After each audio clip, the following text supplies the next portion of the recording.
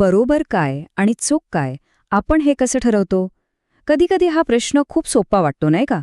पण आज आपण एक अशा कथेबद्दल बोलणार आहोत जी या प्रश्नाच्या अगदी मुळाशी जाते. आणि हो, ही कथा ऐकल्यावर कदाचित निर्णय घेण्याकडे बघण्याचा आपला दृष्टिकोनच बदलून जाईल. चला तर मग सुरू करूया. चला मग थेट विषयावरच येऊया. एक विचार करा, समजा कोणाचा तरी जीव वाचवायचा आहे आणि त्यासाठी चोरी करण्याशिवाय दुसरा कोणताच पर्याय उरलेला नाही. तर अशा परिस्थितीत चोरी करणं योग्य म्हणायचं का? हा साधा प्रश्न नाहीये, तो थेट आपल्या नैतिकतेच्या कसोटीचा आहे. या प्रश्नाचं उत्तर शोधायला चला एका गोष्टीत शिरूया. कल्पना करा, युरोपमधला एक माणूस आहे. त्याची पत्नी एका गंभीर आजाराने मृत्यूच्या दारात उभी आहे. प्रत्येक दिवस तिच्यासाठी खूप वेदनादायी आणि निराशेचा आहे. पण अशातच एक आशेचं किरण दिसतो. डॉक्टरांना कळतं की शहरातल्याच एका केमिस्टने एक नवीन औषध तयार केले जे तिचा जीव वाचवू शकतं. पण एक मोठी अडचण आहे. हे औषध प्रचंड महाग आहे, इतकं की सामान्य माणसाला ते परवडणारच नाही. ह्या माणसाचं नाव आहे हाइन्झ. आपल्या बायकोला वाचवण्यासाठी त्याने शक्य ते सगळं केलंय, पण तरीही तो ते औषध विकत घेऊ शकत नाही. त्याची सगळी जमापुंजी संपलीय. आता तो फक्त हताशपणे त्या औषधाकडे बघू शकतोय. आणि इथूनच ही गोष्ट एक वेगळं वळण घेते, कारण मानसशास्त्रज्ञ लॉरेन्स कोलबर्ग यांच्या मते हाइन्झ चोरी करतो की नाही हे महत्त्वाचं नाहीये, अजिबात नाही. त्यांच्यासाठी महत्त्वाचं काय आहे, तर त्याने जो काही निर्णय घेतला तो का घेतला, त्याच्या निर्णयामागचं कारण काय होतं, हेच सगळ्यात महत्त्वाचं आहे. चला तर मग आता हाइन्झच्या या दुविधाचा प्रत्येक पैलू नीट समजून घेऊया. पाहूया नेमकी परिस्थिती आहे तरी काय. तर बघा, परिस्थिती अशी आहे. पत्नी मृत्यूच्या दारात आहे. औषधाची किंमत आहे 10,000 रुपये आणि हाइन्झकडे आहेत फक्त 4,000. तो त्या केमिस्टकडे जातो, अक्षरशः गयावया करतो, पण तो ऐकायला तयार नाही. तो म्हणतो, नाही, मी हे औषध शोधलंय आणि मला यातून पैसे कमवायचे आहेत. म्हणजे आता सगळे रस्ते बंद झाले आहेत. आता हाइन्झसमोर फक्त 2च पर्याय उरलेत आणि दोन्ही तितकेच अवघड आहेत. एक, आपल्या पत्नीला डोळ्यासमोर मरताना पाहणं, किंवा 2, कायदा मोडून ते औषध चोरणं. विचार करा, त्याच्या जागी कोणी असतं तर काय निर्णय घेतला असता? या प्रश्नाचं उत्तर इतकं सोपं नाहीये आणि म्हणूनच कोलबर्गने नैतिक विचारांचे 6 टप्पे सांगितले आहेत. असं समजा की हे 6 वेगवेगळे चष्मे आहेत आणि प्रत्येक चष्म्यातून ही परिस्थिती वेगळी दिसतीये. चला मग पहिला चष्मा लावून पाहूया. पहिला टप्पा आहे शिक्षेची भीती. हा विचारांचा अगदी प्राथमिक स्तर आहे, अगदी लहान मुलांसारखा. म्हणजे कसं, जर मला हे केल्यावर शिक्षा होणार असेल तर मी ते करणार नाही, बस इतकाच साधा सरळ विचार. मग या टप्प्यावरून विचार करणारी व्यक्ती काय म्हणेल? साहजिकच, नाही, हाइन्झने चोरी नाही करायला पाहिजे. आणि कारण अगदी सोपं आहे. चोरी केली तर पोलीस पकडतील, जेलमध्ये टाकतील. म्हणजे इथे निर्णय पत्नीच्या जीवापेक्षा स्वतःच्या शिक्षेच्या भीतीवर घेतला जातोय. आता येतो दुसरा टप्पा, जो आहे स्वार्थाचा. इथे विचार थोडा पुढे जातो. नैतिकता म्हणजे एक प्रकारचा सौदा. ठीक आहे, पण यात माझा काय फायदा आहे? हा प्रश्न इथे सगळ्यात महत्त्वाचा ठरतो. मग या विचारानुसार हाइन्झ काय करेल? तो चोरी करेल. का? कारण त्याची पत्नी वाचली तर त्याला फायदा आहे, त्याचं आयुष्य सोपं होईल.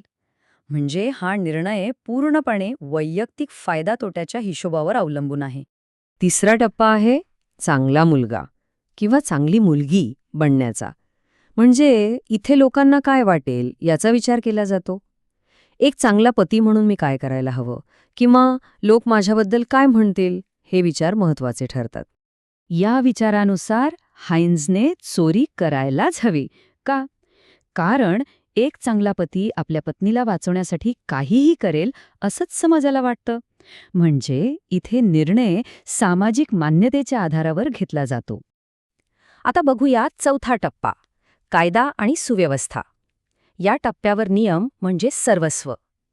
समाजासाठी कायदे खूप महत्त्वाचे आहेत आणि ते कोणत्याही परिस्थितीत मोडले नाही पाहिजेत.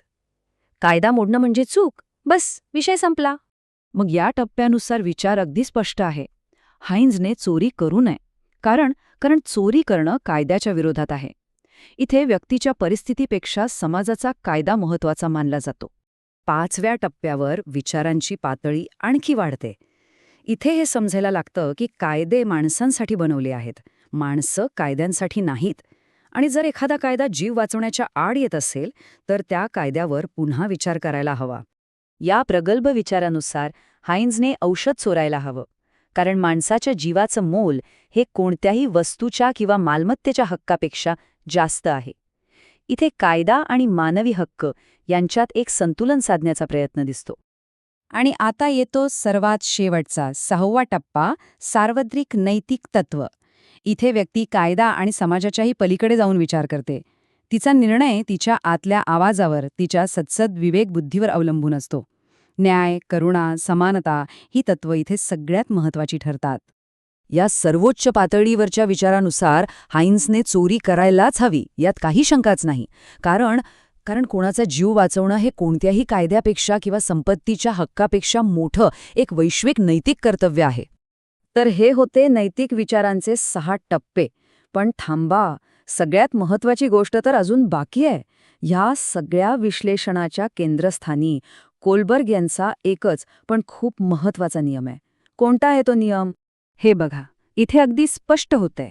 कोलबर्गसाठी हाइन्सने काय निर्णय घेतला, म्हणजे चोरी केली की नाही केली, हे अजिबात महत्त्वाचं नाही. महत्त्वाचं काय आहे तर त्या निर्णयामागचं कारण. आपण हो म्हणा किंवा नाही म्हणा, पण ते उत्तर का दिलं याच गोष्टीत आपल्या नैतिकतेची खरी पातळी दडलेली आहे. ठीक आहे, तर ही सगळी थिअरी आपण समजून घेतलीय, पण याचा आपल्या रोजच्या जीवनात काय उपयोग? हे सगळं जाणून घेणं का महत्त्वाचं आहे?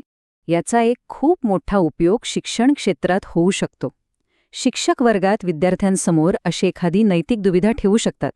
त्यांना आधी विचारू शकतात, अशा परिस्थितीत काय केलं पाहिजे? आणि मग सगळ्यात महत्त्वाचा प्रश्न विचारायचा, पण का? हा का विचारण्याचा जो भाग आहे ना, तोच त्यांच्या विचारांना चालना देतो आणि त्यांना नैतिकदृष्ट्या अधिक प्रगल्भ बनवतो. थोडक्यात सांगायचं तर हाइन्सची ही दुविधा आपल्याला एकच गोष्ट शिकवते. नैतिकता म्हणजे फक्त बरोबर आणि चूक यांची एक यादी नाहीये, तर आपण एखादा निर्णय कसा घेतो आणि तो का घेतो याच्यामागची विचार प्रक्रिया समजून घेणं हीच खरी नैतिकता आहे. आणि आता जाता जाता एक प्रश्न सगळ्यांसाठी. आपण दिवसभरात अनेक लहान मोठे निर्णय घेत असतो. कधीतरी शांतपणे विचार करून बघा की आपले निर्णय या 6 टप्प्यांपैकी कोणत्या टप्प्यावर आधारित असतात? आपली स्वतःची नैतिकता आपल्याला काय सांगते?